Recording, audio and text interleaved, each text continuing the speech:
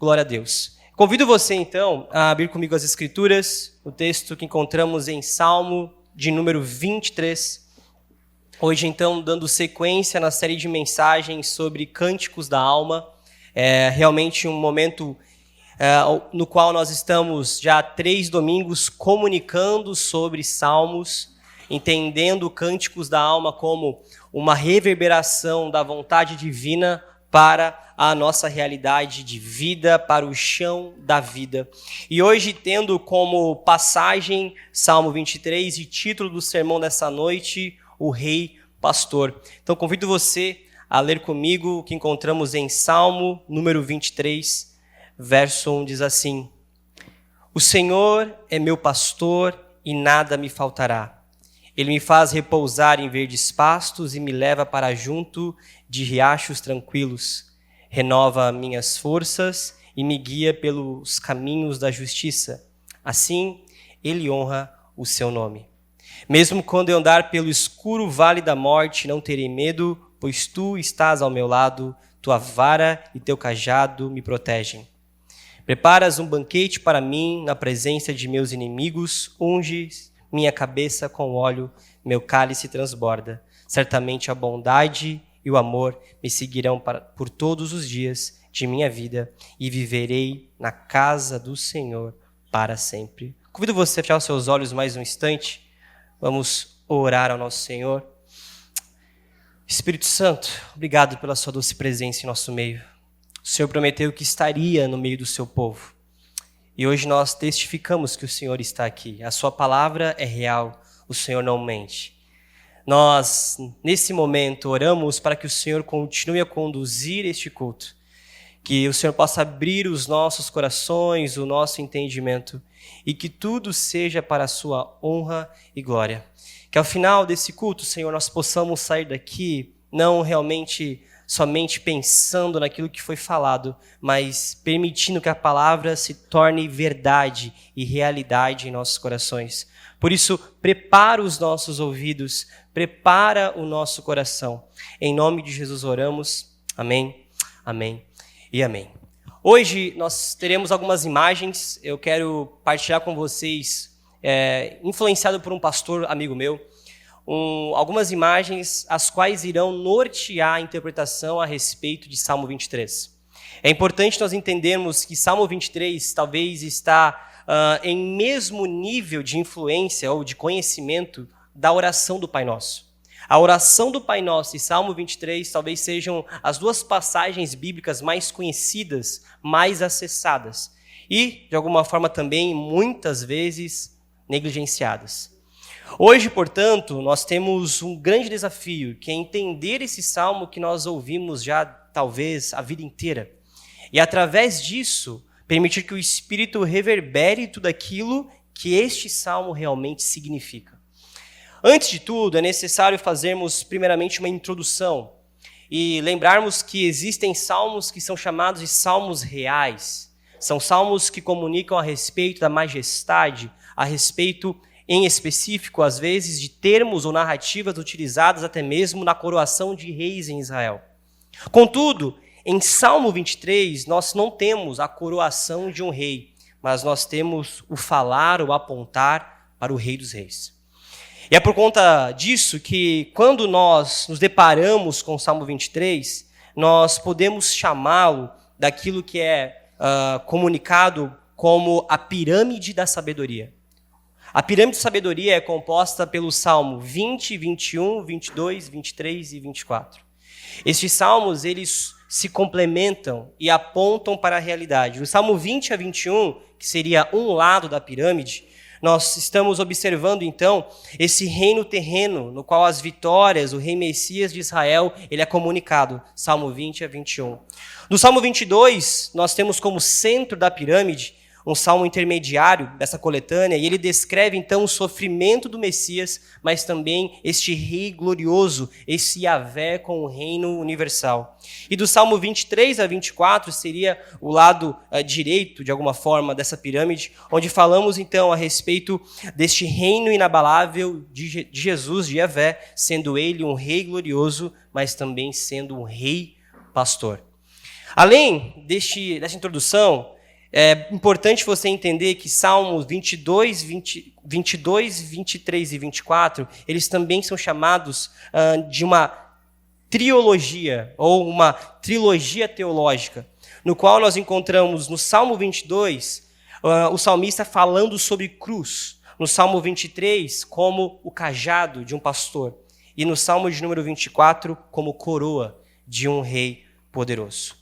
São salmos que estão na coletânea de salmos escritos por Davi. Davi, ele vai escrever do Salmo 3 ao Salmo 41, deste primeiro livro do Saltério. Ou seja, é Davi comunicando, é Davi falando. E por que eu comunico toda essa realidade? Porque este rei, Davi, o homem segundo o coração de Deus, aquele que viveu grandes coisas e grandes vitórias com o Senhor, é este que separa um salmo para perceber Deus como um pastor. Quando falamos a respeito disso, e talvez se nós pudéssemos resumir tudo o que encontramos em Salmo 23, a citação é de um teólogo anglicano, ele vai dizer o seguinte: Salmo 23 relata, ou é um relato, de alguém cuja confiança está somente em Deus, e esta confiança lhe trouxe paz e contentamento. Se nós pudéssemos resumir o Salmo 23, é sobre alguém que entendeu e que colocou a sua esperança neste Deus poderoso. E quando depositou neste Deus poderoso a sua confiança, a sua dependência, conseguiu então experimentar uma vida de paz e contentamento. A pergunta inicial dessa noite, e uma boa reflexão, é: estamos em meio a uma vida de paz e contentamento? Será que se hoje o Espírito Santo ele conseguisse esquadrinhar os nossos corações, ele encontraria paz e contentamento? Ou ele encontraria um coração repleto de angústias e medos? Se hoje o Senhor, ele, de forma física, aparecesse a você e tivesse esta pergunta: como está o seu coração? Sabendo você que Deus é aquele que o conhece, que não haveria possibilidade de mentira, que coração ele encontraria? Se nós hoje estamos em um momento no qual nosso coração está com medo, se estamos em meio a uma realidade onde nós não encontramos mais paz, pode ser um grande sinalizar do Senhor de que nós não estamos depositando a nossa confiança somente nele. O objetivo dessa noite, portanto, é desmascarar o seu coração e permitir que o Espírito esquadrinhe este, para que você possa ter uma vida de paz e contentamento. O Salmo 23, ele pode ser dividido em dois momentos, e nós iremos utilizar dessa divisão nessa noite. Do verso 1 a 4, nós vamos observar o salmista dizendo que este Senhor é um pastor que cuida de seu rebanho, de suas ovelhas. Do verso 4, final do verso 4, 5 a 6, na verdade, nós temos este salmista apresentando este Senhor não mais como pastor, mas como aquele que é um anfitrião, um senhor importante, um rei, que recebe o seu povo em sua casa e protege o seu povo em sua casa. Por isso nós temos duas figuras importantes. Primeiro, a de um pastor que protege e de um anfitrião que ama. Se nós não enxergamos Deus como um pastor que nos protege e como aquele que nos ama, nós estamos falhando em nossa compreensão a respeito de quem Deus é. É muito preocupante quando nós começamos a fracionar quem Deus é, e então começamos a enxergá-lo somente através de uma ótica e não de tudo o que ele realmente é. Nessa noite, o objetivo é entendermos esse Deus que protege e este anfitrião que nos ama. Vi, a gente consegue colocar a primeira imagem?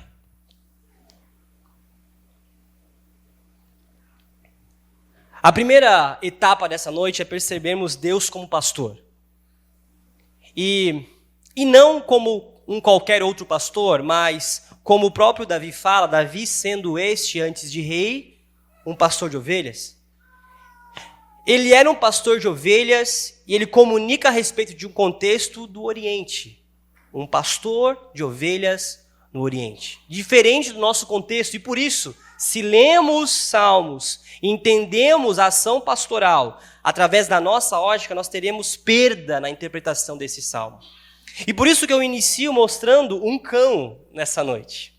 Esse cachorro é um cachorro pastor, ou um cão pastor.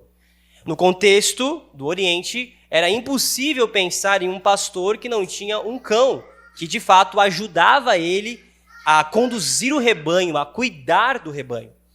Só que o que eu quero que vocês prestem atenção nessa imagem, hoje teremos imagens para tornar físico, real, aquilo que nós estamos lendo. Este cão, ele possui uma coleira diferente. A coleira deste cachorro, ela é repleta de espinhos. Essa coleira é chamada de coleira anti-lobo.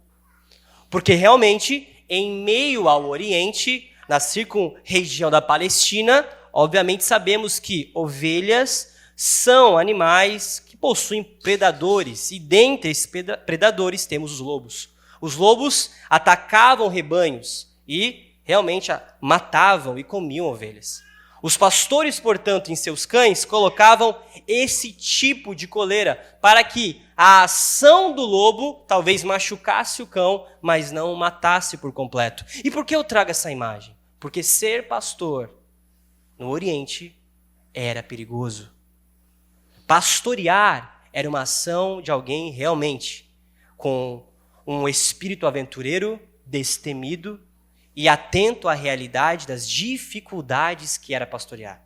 Talvez a imagem que vem à sua mente é um pastor com um cajado e as suas ovelhinhas pulando, e talvez um campo repleto de verde. Mas a realidade do pastor como Davi, e desse pastor que Davi está falando, é que ele vive sim em meio a uma situação no qual o seu rebanho pode ser destruído a qualquer momento. Outro ponto importante de entender é que, no contexto do Oriente, haviam muitos povos que eram nômades. E por que eram nômades? Porque, de fato, havia um ciclo da água. No Oriente, aproximadamente 5 meses por ano não há chuva. Pelo menos 5 meses ao ano não há chuva. Os pastores, então, tinham que migrar de lugar em lugar aonde houvesse água, para que o seu rebanho pudesse tomar água e, ao mesmo tempo, se alimentar, porque onde não há água, também não haverá alimento, provisão. Logo, lembramos de Abraão, por exemplo. Abraão como o nômade. Hebreus significa um povo nômade, um povo que migra, porque neste contexto eles precisavam migrar de lugar em lugar para levar toda a sua estrutura e, de alguma forma, através disso, conseguir honrar e cuidar dos seus animais e de suas vidas. Ou seja, ser um pastor no Oriente não era fácil, não era simples. Era necessário acordar muito cedo, cuidar dos seus animais e viajar por longos e longos períodos. Nessa próxima imagem, nós vamos observar algo muito interessante. Aquilo que chamamos de aprisco. Quando eu que sou filho e neto de um pastor de ovelhas, meu avô cultiva e cuida em um sítio e cria ovelhas até hoje, nós vamos observar que o aprisco atual é um aprisco moderno. É um aprisco que tem cobertura, é um aprisco que tem porta, é um aprisco que possui, em alguns casos, até mesmo sistema de aquecimento. As ovelhas elas são muito bem tratadas nesse tempo. Mas no contexto que estamos lendo, o aprisco era mais ou menos essa estrutura. Uma estrutura repleta de pedras em formato de uma circunferência. E dentro desse lugar, as ovelhas eram guardadas durante a noite. Em cima da muralha, eles colocavam gravetos espinhosos para, de alguma forma, afugentar lobos e predadores que poderiam chegar nesse aprisco. Mas havia um grande problema, uma falha nessa muralha. Havia uma porta.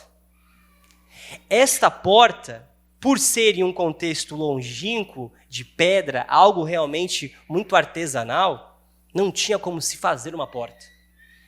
Para que as ovelhas entrassem no aprisco, elas entravam por uma parte aberta, a única entrada, a fenda. Mas se tornava então um lugar muito perigoso, uma falha na muralha. À noite, algum animal poderia entrar por essa fenda e devorar os animais, as ovelhas.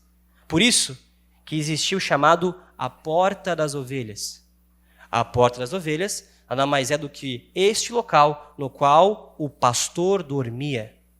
O pastor, portanto, quando conseguia dormir à noite, ele dormia em meio a uma situação onde ele não tinha nenhum certo tipo de segurança.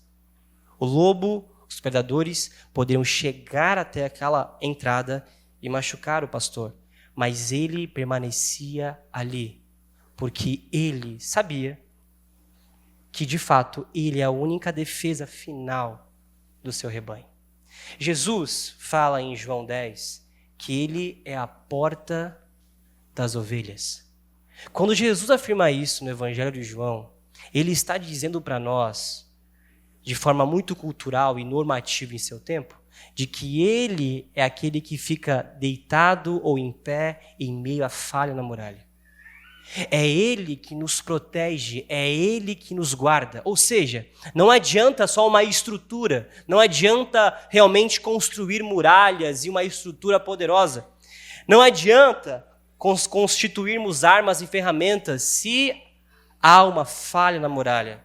A única forma de nos protegermos é com esse pastor na porta das ovelhas. Isso nos ensina a respeito de nossas vidas.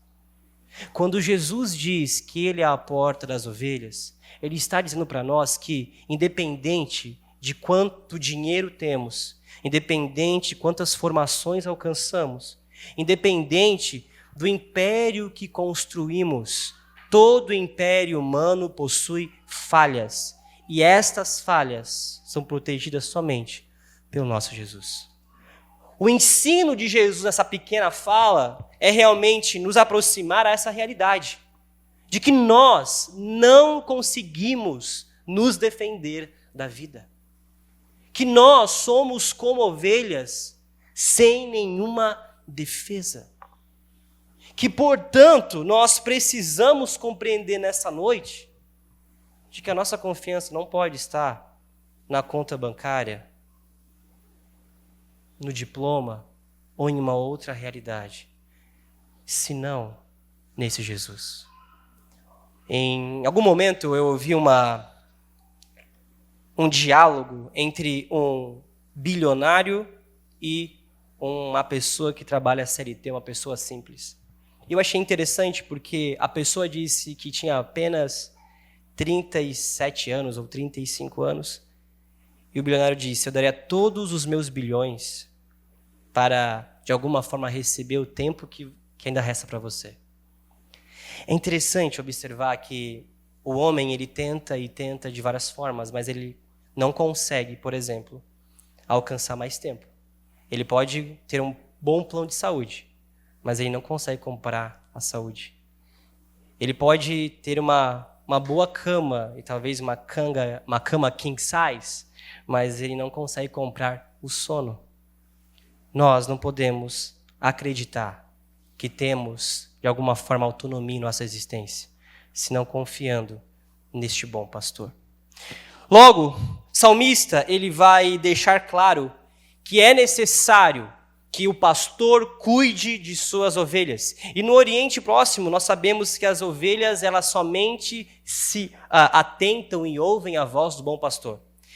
Tem relatos de rebanhos que se cruzam, e enquanto esses rebanhos se cruzam, os pastores começam a cantar uma canção e o outro pastor começa a falar outra canção, e as ovelhas não se misturam, porque a ovelha segue somente a voz do pastor.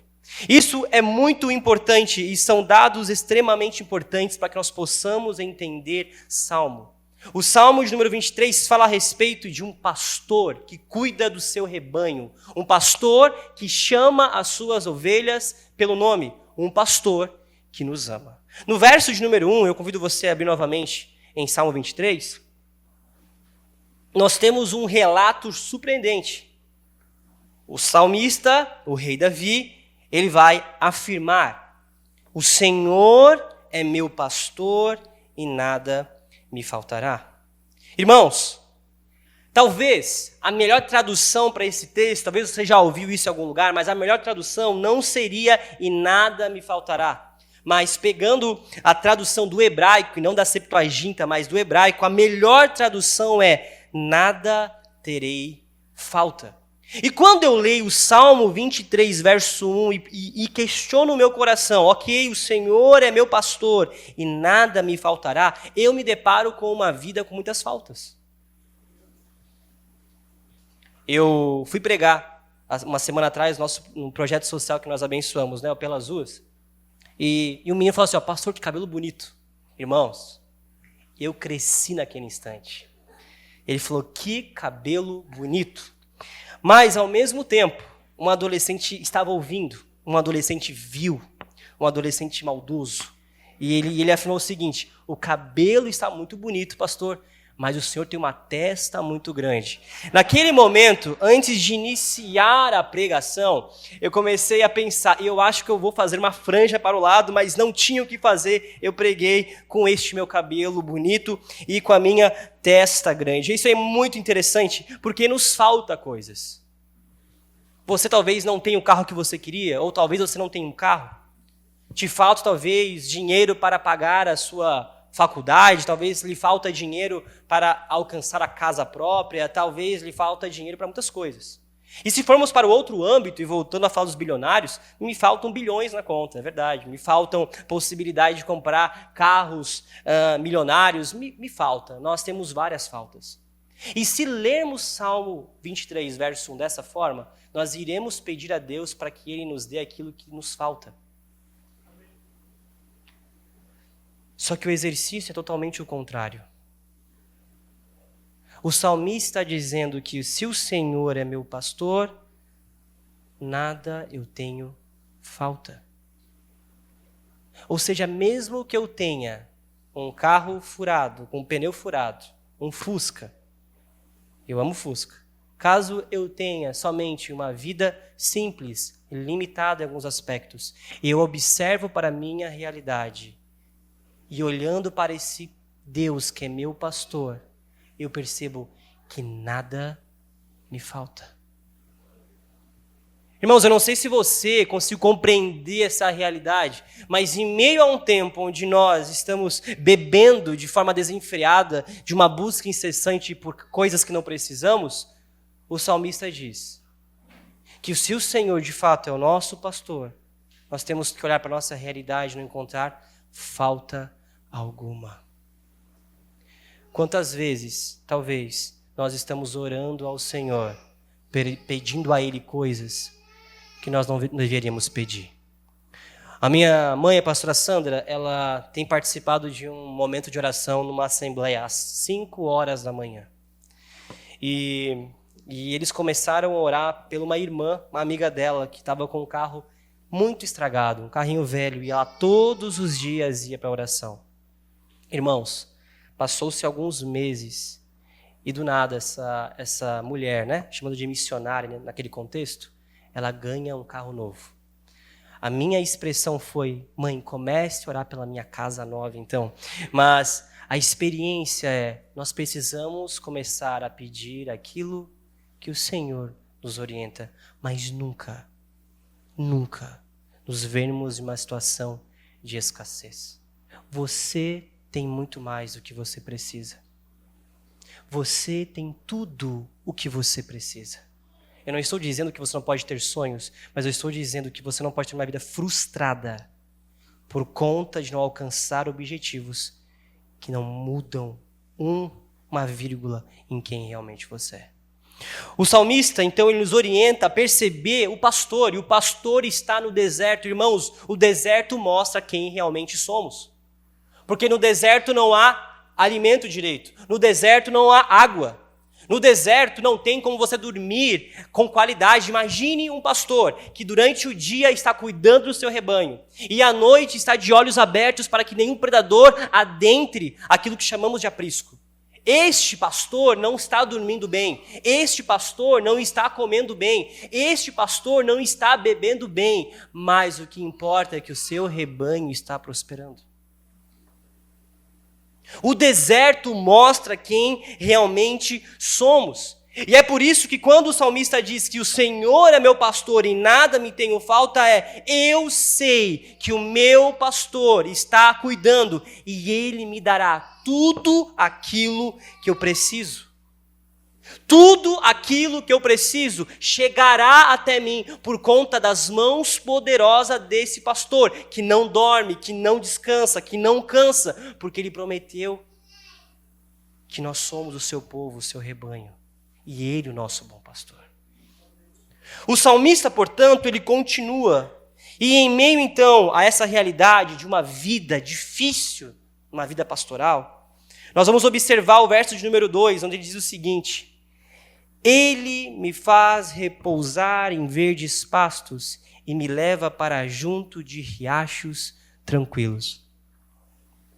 Queridos irmãos, quando eu leio o verso de número 2 e lembro de verdes pastos, eu sou um pouco mais velho que alguns, eu sou lembrado de uma versão do Windows, o Windows XP. Sempre que eu leio o Salmo 23, eu lembro daquele wallpaper de um campo verde maravilhoso, e que eu lembro, quando ainda mais jovem, de ficar olhando aquilo e falar, nossa, que imagem com qualidade incrível, né? Era realmente o ápice da tecnologia dos anos 2000. Então, quando eu lembro de realmente um pasto verdejante, eu lembro daquela imagem.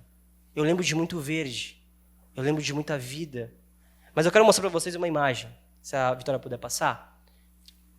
Esta imagem, ela vai demonstrar, basicamente, como é a realidade do pastor. Se você olhar ao redor, nós estamos observando o Oriente, um lugar repleto de pedras, um lugar repleto de areia, um lugar repleto de dificuldades. Quando pensamos, portanto, em um pasto verdejante, Vi, se puder passar para a próxima, isto aqui é um pasto verdejante. Tem pedra demais. Tem cascalho demais. Tem areia demais. Mas mesmo tendo todas essas coisas, vamos observar que neste lugar há água, porque nós temos um campo. Quando, portanto, Davi diz, ele me faz repousar em verdes pastos, nós estamos falando desse tipo de pasto. Um pasto com pedras, um pasto inclinado, um pasto com desafios geográficos. Um pasto difícil, mas que era o alimento, que era o oásis para um pastor. Isso torna a nossa interpretação aqui muito mais rica, porque ele não está pedindo, portanto, um pasto extraordinário, onde ele vai poder armazenar talvez centenas e centenas de alimento, mas ele está falando de um pasto que mesmo assim será difícil de alimentar as suas ovelhas. Este tipo de pasto é aquilo que de fato o salmista diz, e ele fala no versículo de número 2 algo muito extraordinário. Ele diz, ele me faz repousar. Se você já tratou ovelhas, você vai ver uma ovelha repousando somente em um instante, quando ela está totalmente satisfeita. Quando a ovelha comeu tudo o que ela queria comer, pastou, quando ela tomou toda a quantidade de água que ela assim desejou, ela então vai conseguir deitar. Mas antes disso, ela vai continuar andando e comendo e se alimentando. O salmista vai inverter a realidade da vida. Ele vai dizer que ele me faz repousar em verdes pastos e me leva para junto de riachos tranquilos. Ou seja, este pastor me faz repousar, mesmo eu antes de me alimentar, mesmo antes de tomar água, mesmo antes de me saciar, eu consigo repousar. Irmãos, por que o boleto que vai vencer amanhã tira o seu sono, portanto?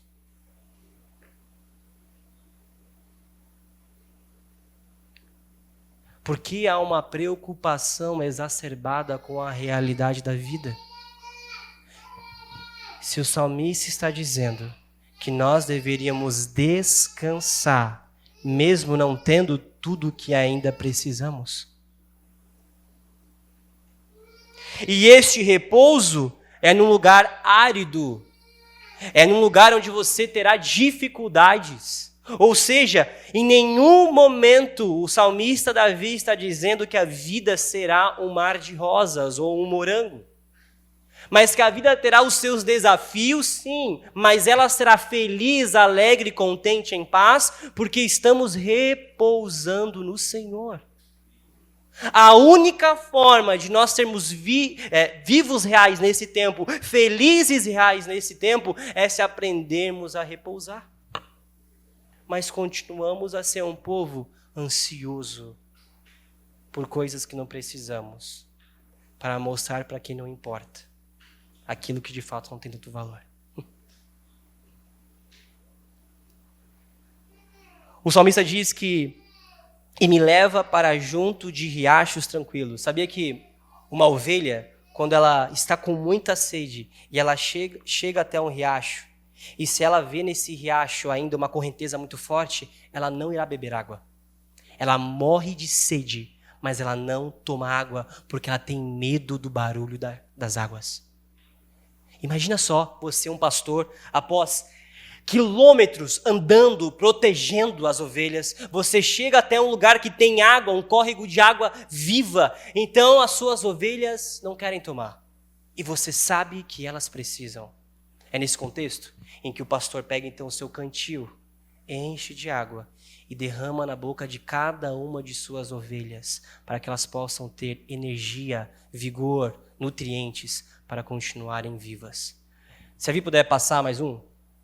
É interessante observar essa realidade, de que em meio ao Oriente nós encontraremos poços assim, água com muita lama, outras cisternas, em alguns contextos mais desenvolvidos, onde o pastor mesmo assim precisa, depois de longos períodos no sol, na chuva e com muita dor, ele deve tirar toda a água e colocar naquele recipiente ou no coxo para que ela possa tomar água. E em outros casos, ele pega do seu próprio cantil para dar água às suas ovelhas.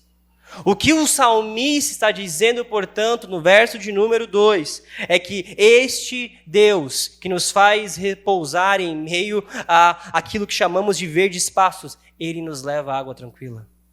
Num lugar onde nós vamos conseguir tomar água.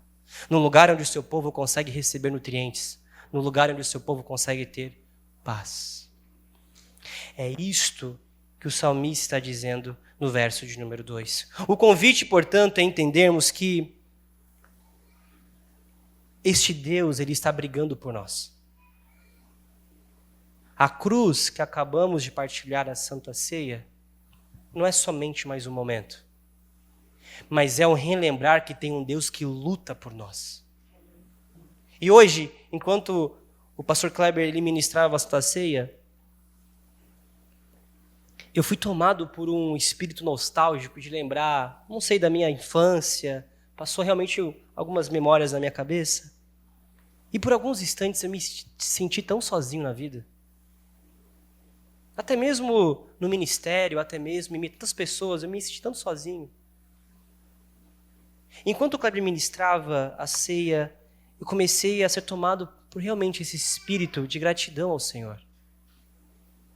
De entender que mesmo que a minha mente, os meus olhos não estejam vendo aquilo que eu desejei, ou que eu não me sinta talvez como eu deveria me sentir, eu tenho um Deus que não esquece de mim. E que mesmo que os amigos esqueçam, mesmo que realmente nós tenhamos dificuldades familiares, este Deus não esquece. E por isso, irmãos, eu sei que existem pessoas aqui que vivem sozinhas, que vivem em solidão, ou alguns que vivem em meio a famílias grandes, mas também de forma solitária. O convite é percebermos que existe um Deus que luta por nós, que Ele está olhando para você, que Ele está ouvindo a sua oração. Ele não é um Deus mudo e surdo. Ele é um Deus que fala, Ele é um Deus que toca, Ele é um Deus que cura, Ele é um Deus que transforma. Ou seja, nenhuma oração, nenhum diálogo com o nosso Senhor é uma conversa jogada para fora, um falar para o vento. Eu não sei o que tem acontecido nesses dias, mas parece que a oração tem perdido o seu lugar de primazia em nossas vidas, porque parece que orar não faz mais sentido. Irmãos, o que não faz sentido é um Deus se tornar carne por amor a nós. O que não faz sentido é um Deus permitir ser crucificado em uma cruz por amor à sua vida. O que não faz sentido é um Senhor carregar sobre si todos os pecados da humanidade. O que não faz sentido são os apóstolos sendo, de alguma forma, martirizados de formas horríveis. O que não faz sentido é Pedro ser crucificado de cabeça para baixo porque não se achou digno de ser crucificado como Cristo. O que é loucura é pensar em Paulo sendo decapitado possivelmente em Roma por amor ao Evangelho. Então, quando nós nos deparamos com Cristo e os seus discípulos e quando os homens do Senhor, nós vamos observar homens que não, de alguma forma, mantiveram uma fé fraquejante, que não se permitiram, em meio à realidade da vida, abraçar as dificuldades, se não perceber que existe um Deus que o ama. E por isso, hoje talvez seja uma mensagem diretiva para você. Talvez você tenha passado por dias difíceis. E eu sei que os dias são maus. Eu sei que há dificuldade no casamento, eu sei que a economia não está lá aquelas coisas. Eu sei que comprar as coisas no mercado está ainda mais caro. Eu sei que as relações pessoais estão cada vez mais fragilizadas, nós temos poucos amigos. Mas a realidade é que mesmo que tudo venha a ruir, nós somos um povo que deve ter esperança. Nós somos um povo que deve ter alegria e dizer, até que Ele venha, eu te louvarei. Até que Ele venha, eu estarei de joelhos diante do Senhor. Até que o Senhor venha, eu viverei essa vida com alegria, porque o Senhor comprou ela por mim na cruz do Calvário. Nós temos um pastor, nós não temos um chefe, nós temos um pastor que nos ama, que faz o que for necessário para nutrir o seu povo e carrega o seu povo para onde for. É por isso que no verso de número 3, a palavra do Senhor diz assim: renova minhas forças e me guia pelos caminhos da justiça, assim Ele honra o seu nome. Existem muitos caminhos na nossa vida. Muitos caminhos. Toda manhã você escolhe um caminho. E eu não estou dizendo que você escolhe um caminho para ir para o trabalho, para a faculdade. Não, você escolhe um caminho. Segundo o salmista, verso 3, este pastor que renova as nossas forças, nos nutrindo, cuidando de nós, nos protegendo, este pastor nos guia por um caminho. E este caminho ele chama de caminho de justiça. Toda manhã você escolhe qual caminho você está seguindo. Será o caminho da mentira? Será o caminho da lascívia? Será o caminho do pecado? Será o caminho da ira? Será o caminho de estar descontente com tudo? Será o caminho do talvez não se sentir amado por ninguém? Você escolhe qual caminho você está trilhando. Agora, o interessante, eu trago para vocês essa reflexão, é que no verso de número 3, ele diz, assim ele honra o seu nome. Quando o pastor guia o seu rebanho, ele é diferente dos pastores ocidentais. O pastor que guia o rebanho, ele vai à frente do rebanho. Ele vai guiando por um caminho. Às vezes são caminhos difíceis, tortuosos, perigosos, mas ele guia. Este caminho no qual este pastor guia o seu rebanho é chamado de caminho de justiça e desta forma ele honra o seu nome. O salmista, Davi, está dizendo para nós que nós podemos estar no caminho que honra o nome do Senhor ou no caminho que desonra o nome do Senhor. Você pode saber que tem um bom pastor. Você pode ter a consciência de que Ele te ama. Mas você pode escolher amanhã, na sua segunda-feira, o caminho que desonra o seu nome. E nesses dias, talvez o caminho que mais desonre o nome do Senhor é uma percepção de uma falta de empatia, de amor, de vida comunitária. Eu não sei você, mas eu tento, eu falho, mas eu quero seguir o caminho da justiça. Nós temos uma tendência em nossa natureza caída a desejar o caminho da injustiça. O caminho do dinheiro mais rápido, o caminho do prazer mais rápido. mas nós somos chamados por esse pastor, através do nosso próprio nome, a seguirmos o caminho que o honra. Eu quero desejar a você, eu desejo a essa comunidade, aos visitantes, que eu e você possamos não somente pensar no fim de todas as coisas, mas o meio até elas. Que caminho estamos tomando? Que tipo de homem e mulher o mundo tem encontrado em você? Tem encontrado perdão, amor, alegria? Ou tem encontrado somente rancor, egoísmo e dor? O salmista ele vai dizer que este Senhor nos guia pelo caminho de justiça. E ele continua no verso de número 4. Mesmo quando eu andar pelo escuro vale da morte, eu não terei medo, pois tu estás ao meu lado, tua vara e o teu cajado me protegem. Entre Jerusalém e Jericó existe um caminho chamado Wide Kilt. A Vitória vai mostrar para nós. Segundo alguns teólogos, arqueólogos, este é o caminho da morte.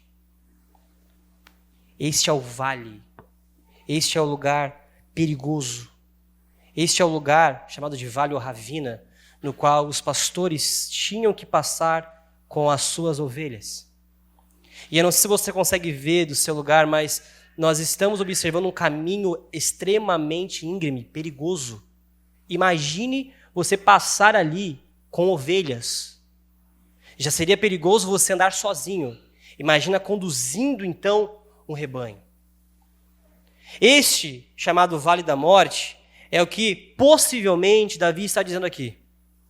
Mesmo quando nós passarmos por um vale perigoso, um vale que muitos caem, um vale que muitos morrem, um vale que realmente é o terror de todo pastor, nós não vamos recuar, nós iremos continuar, porque é necessário passar por essa peregrinação, seguindo o bom pastor. O Vale da Morte, portanto, talvez seja uma das partes da jornada de um pastor com o seu rebanho mais perigosa, mas é um momento no qual as ovelhas demonstram se ouvem o pastor ou não. O pastor, portanto, vai à frente naquele caminho perigoso, chamando suas ovelhas, e elas, preste atenção, em fila indiana, vão andando uma atrás da outra, ouvindo a voz do pastor, até que o vale se finde. Talvez você esteja passando pelo Vale da Morte na sua vida. E o Vale da Morte, irmãos, não necessariamente é um vale onde você está com uma doença terminal. Pode ser. E se assim for, que o Senhor cure você nessa noite em nome de Jesus. Mas para muitos de nós, esse vale é o Vale da Morte espiritual. Onde nós estamos basicamente no abismo, flertando com o pecado, flertando com um certo tipo de ignorância espiritual, flertando com a ideia de viver só para nós, flertando com a ideia de odiar a igreja, flertando com o pensamento de construir uma igreja como quero e não como o Senhor quer. É neste momento em que você pode, e só pode, ouvir a voz dele.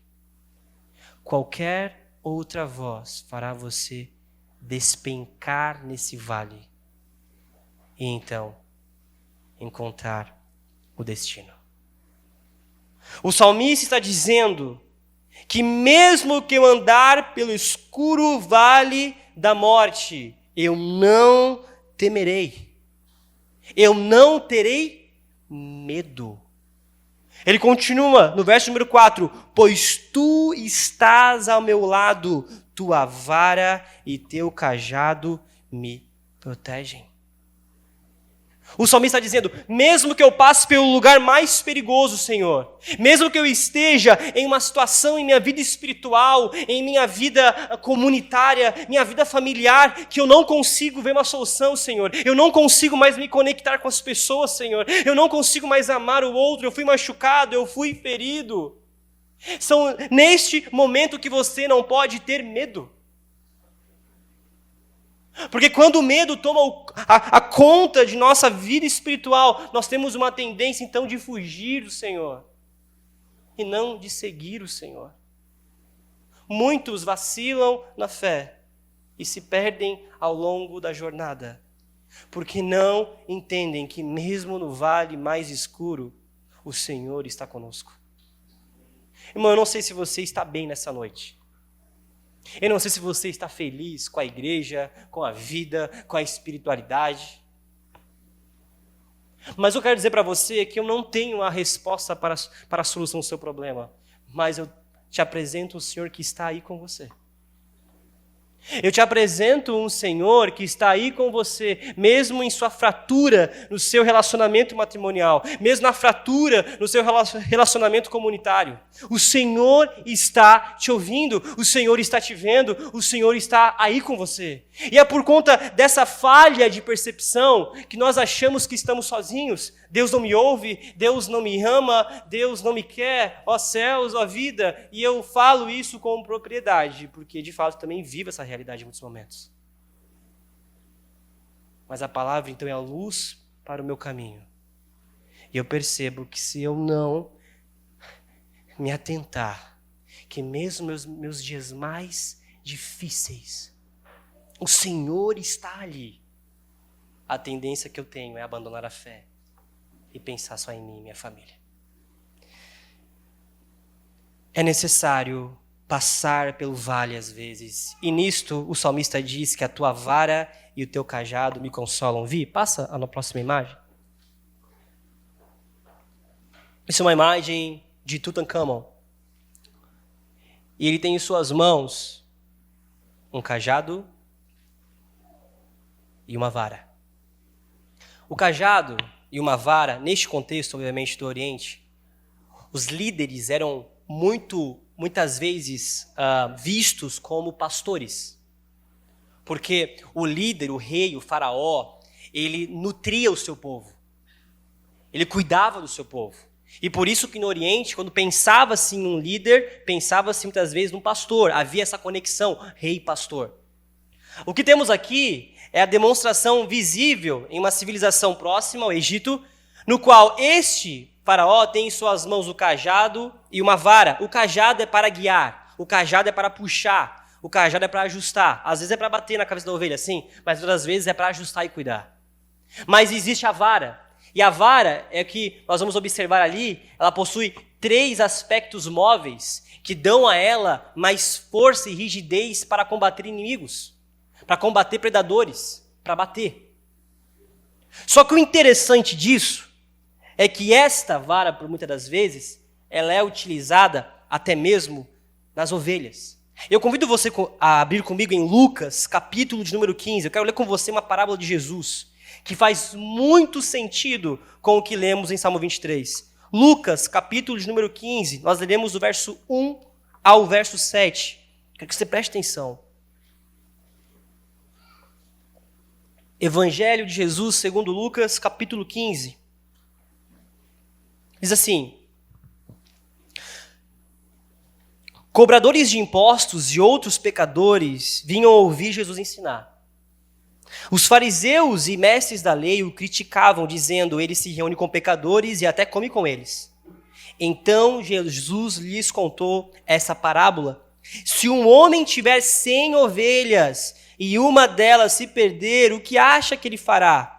Não deixará as outras 99 no pasto e buscará a perdida até encontrá-la? E quando a encontrar, ele a carregará alegremente nos ombros e a levará para casa. Quando chegar, reunirá os amigos e vizinhos e dirá: alegre-se comigo, pois encontrei em minha ovelha perdida. Da mesma forma, mais alegria no céu por causa de um pecador perdido que se arrepende, do que por 99 justos que não precisam se arrepender. Irmãos, essa parábola ela é linda, porque nós já preguei sobre ela. É lindo pensar que quando nós estamos distantes, o Senhor vai e nos carrega e nos encontra. E o Senhor faz isso de forma intencional, uma forma misericordiosa. Ele sempre nos encontra. Ele deixa as 99 para buscar essa perdida. Mas, voltando lá, Vi, por favor, passa mais uma imagem. É interessante observar o seguinte, que na realidade de um pastor que tem um rebanho, quando a ovelha ela se torna uma ovelha perdida de forma recorrente, ou seja, todas as vezes que o pastor está levando e migrando o seu rebanho, essa ovelha se perde, ele vai, encontra ela, carrega ela e coloca ela no aprisco, sempre. Ele sempre faz isso. Mas quando torna-se recorrente, isso é muito natural no Oriente, eu sei que as veterinárias aqui vão ficar escandalizadas, mas o pastor ele chegava na ovelha, pegava o cajado ou a vara, e ele quebrava a pata da ovelha. Ele quebra a pata da ovelha perdida. Porque ela não é só uma ovelha perdida que perdeu no caminho. Ela todas as vezes deseja se perder, parece. E o pastor sabe que uma ovelha perdida é uma ovelha de fácil perigo. Ela pode ser atacada por predadores a qualquer momento. Ela pode se perder, ela pode cair, ela pode morrer. O rebanho é forte quando está unido. O pastor, por amor à ovelha, chega nela e quebra sua pata. E ao quebrar sua pata, ele então tem que carregá-la até o aprisco. Ele então carrega ela pelo aprisco, coloca ela no aprisco junto com as suas ovelhas, passa a noite. Na manhã seguinte, as ovelhas precisam tomar água. As ovelhas começam a andar, mas essa ovelha com a pata quebrada, ela não anda mais. Ela precisa se recuperar. O que acontece então? O pastor ele pega a ovelha com a pata quebrada, coloca em seus ombros. Ele vai à frente do rebanho até encontrar um lugar com águas limpas. Ele faz com que todas as ovelhas bebam água. Ele tira a ovelha com a pata quebrada, dá água para ela. Após todas se alimentarem, ele pega a ovelha novamente em seus ombros e leva a ovelha até o aprisco. Isso torna a vida do pastor muito mais difícil. É muito mais trabalho. Ele poderia, assim como meu avô fala, carnear essa ovelha, fazer um churrasco. Mas ele não o faz. E ele não o faz por amor ao seu rebanho. E ele usa então o cajado e mais especificamente a vara para quebrar essa pata da ovelha e ensiná-la que ela precisa andar em unidade. Irmãos, lendo Lucas capítulo 15, que tipo de ovelha você é? Você é a ovelha que se perdeu ao longo do caminho, ferido por pastor, líder, amigo, influencer, o que for. E você se perde uma vez. Então o Senhor te encontra. Mas de repente você se perde de volta. E aí o Senhor te encontra de novo. E de repente mais uma vez você não consegue viver comunidade. E mais uma vez você não consegue abençoar o outro. E mais uma vez dinheiro é algo difícil na igreja. E mais uma vez abrir a sua casa para uma boa cuca de banana, como eu sempre brinco, é quase um evento. E mais uma vez você se percebe longe do Senhor. Só que dessa vez, por amor à sua vida, Ele não vai somente te carregar, mas Ele vai quebrar a sua pata. Ele vai colocar você de joelhos. Salmo de número 23, conectado com a parábola de Lucas 15, é que ovelhas somos. Estamos nós, nessa noite, dispostos a passar pelo processo da dor, ou estamos nós hoje, nessa noite, dispostos a simplesmente ouvir? Voltando para Salmo 23. O salmista, ele está nos ensinando de que nós precisamos ouvir a voz do bom pastor e segui-lo. Na continuidade do verso diz: preparas um banquete para mim na presença de meus inimigos, unge minha cabeça com óleo, o meu cálice transborda. Aqui, Davi ele faz uma mudança de metáfora. Se antes ele fala sobre um pastor, esse Deus que é um pastor, agora ele chama esse Deus realmente de rei, de anfitrião. E olha que interessante. Ele vai dizer que este anfitrião prepara um banquete para nós, para ele. Imagina um grande banquete. Muita comida, muita gente, coisa maravilhosa. Só que, na sequência do versículo, nós observamos, na presença de meus inimigos. Davi, ele está dizendo para nós que é um cenário de banquete, de vitória, de triunfo. Mas este Senhor, ele permitirá que os inimigos nos observem. Ou seja, nós teremos dificuldades e perseguição. Estamos em um banquete, em um lugar de triunfo, de segurança, mas os inimigos estão nos vendo. Davi está dizendo para nós nessa noite que este Deus que prepara um banquete é o mesmo Deus que nos permite passar pelas provações da vida. E por isso que nós não podemos permitir que se torne um modo de operação na nossa realidade, e quando vem a dificuldade, a fé se vai. Porque muitas das vezes a dificuldade é uma prova divina para nos testar, forjar e amadurecer. Quando nós fugimos, nós voltamos à estaca zero. Nós abandonamos o processo divino do Senhor para as nossas vidas. Irmãos, todos nós passamos por isso.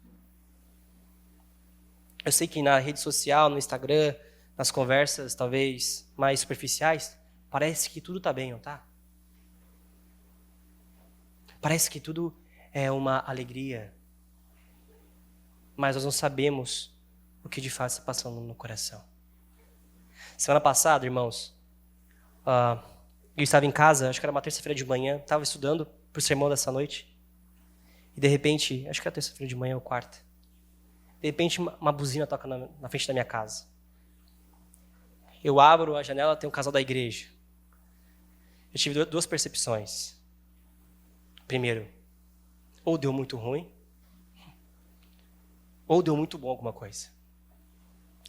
Eu boto um boné, estava o cabelo a ser arrumado, né? Eu lindo o cabelo. Abro a porta e vejo os irmãos colocando caixas e caixas em cima do meu portão. Quando eu me deparo com essa realidade, eu falo, o que é isso? Quando eu chego mais perto do portão, eu percebo que nessas caixas tinham mantimentos. Tinha carne moída. Nessa caixa tinha fralda para o Pedro. Nessa caixa tinha escova de dente. Irmãos, quando eu me deparei com essa realidade, talvez realmente eu teria a condição de comprar aquelas coisas. Mas para eu comprar aquelas coisas, eu teria que sacrificar outras. Eu peguei todos os mantimentos. Eu nem sei como eu agradeci os irmãos, que eu fiquei tão feliz e envergonhado em algum aspecto. Eu peguei todos os mantimentos, eu fui na mesa da minha cozinha. Eu coloquei cada mantimento em cima da mesa. E por um instante eu chorei. Não porque havia falta, mas entendendo que o Senhor estava colocando diante de mim um banquete.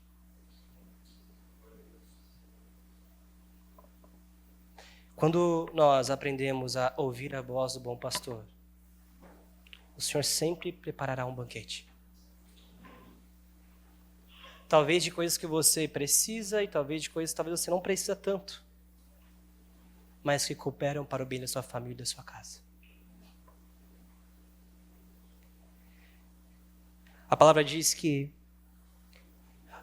unges minha cabeça com óleo, um sinal de reverência do anfitrião. O óleo era usado como uma ação de honra, uma ação de tornar aquele que é recebido com cheiro mais agradável e também para ungir alguma dor ou algum machucado.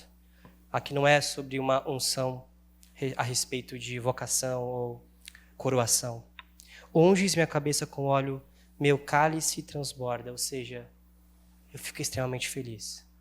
Porque mesmo em meio às adversidades, eu sei que o Senhor está comigo.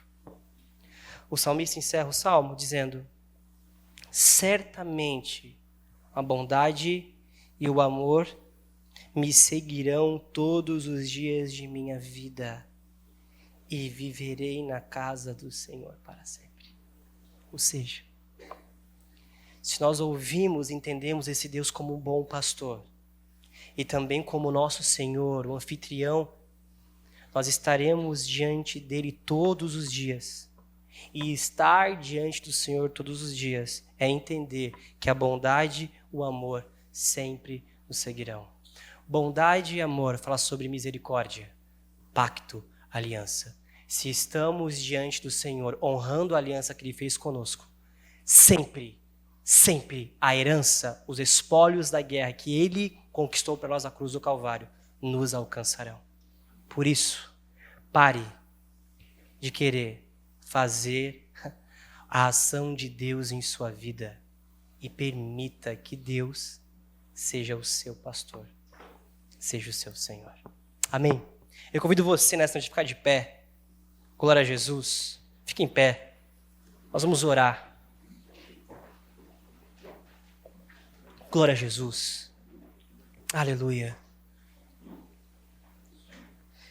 Eu relembro vocês o que eu disse no começo. Quando nós pensamos em Salmo 23, somos levados a perceber alguém que colocou a sua confiança em Deus. E nisso encontrou paz e contentamento. Eu quero, e meu desejo, é que você saia dessa noite, desse lugar, em paz e em contentamento. Mas para que isso aconteça, você precisa depositar toda a sua esperança, toda a sua confiança no Senhor. Por isso, nessa noite, feche seus olhos onde você estiver. Se as luzes puderem ser apagadas, por favor. Glória a Jesus.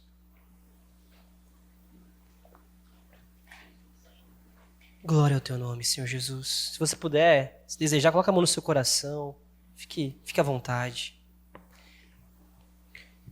Ah, Jesus, nós não sabemos o quanto o seu amor é grande, Pai. O seu amor infinito, ele é transmitido para nós, Pai. Mas nós não conseguimos compreender o quão grande é. O seu amor que nos alcança, o seu amor que nos nutre.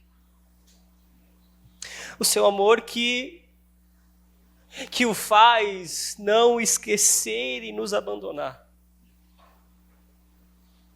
Senhor, quem sabe nessa noite temos aqui na comunidade ovelhas perdidas. Ovelhas sem pastor. Ovelhas que estão vivendo só para si, independentes, achando que podem proteger a si mesmo. Espírito Santo, que nessa noite o Senhor possa tocar esses corações, tirando a venda dos olhos da autossuficiência, do egoísmo, de uma percepção da vida, Senhor, individual. O Senhor é o bom pastor, o Senhor tem um povo, nós somos o seu povo. Por isso nós oramos nessa noite para que o Senhor encontre esses corações que quem sabe hoje estão perdidos. Alguns corações que quem sabe estão obstinados à perdição, que desejam se perder. Ah, Espírito Santo. Assim como o pastor quebra a pata da ovelha por amor, cuidado, Senhor, nós clamamos, Senhor, toca no que for necessário para que o nosso coração volte para o Senhor. Senhor, nós queremos Te amar acima de todas as coisas. Por isso, que o Senhor possa tocar em toda a esfera de nossa vida. Toca nos relacionamentos, toca nos negócios, toca na vida ministerial, toca, Senhor, na nossa vida intelectual. Seja o nosso Senhor, seja o nosso pastor, Senhor. Nós nos rendemos diante de Ti nessa noite. Declarando que nós não vamos conseguir se o Senhor não for à frente. Declarando que nós não vamos conseguir se o Senhor não nos proteger. Declarando que somos míopes, fracos, frágeis, que precisamos de Ti, ó bom pastor. Cristo Jesus, que o Senhor possa reinar em nossos corações.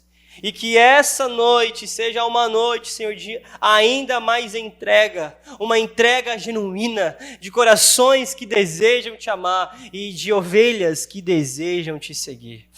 Assim, da mesma forma, oramos para que possamos estar na Sua presença todos os dias de nossa vida. Pai, não nos permita fracionar a Sua presença, mas que possamos estar diante de Ti, com os joelhos no chão, com o coração aberto todos os dias, e que a Sua presença seja o suficiente para uma vida de paz e contentamento.